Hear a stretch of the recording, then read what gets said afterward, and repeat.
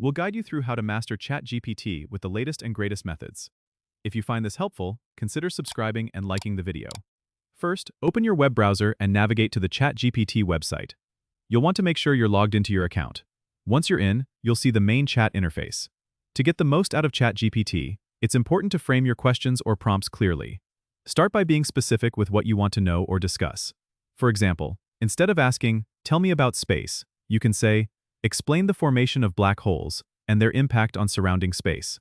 This helps the AI understand the context better and provide more relevant answers. You can also use follow-up questions to delve deeper into a topic. If you don't get the response you want, try rephrasing your query. ChatGPT has a feature where it can remember the context of previous interactions. This means you can refer back to earlier parts of your conversation without needing to repeat yourself. Just make sure you're clear about what you're referencing. If you're working on a project or need detailed information, consider using the Explore feature, which allows you to dive into specific subjects with curated content. This is great for learning or researching.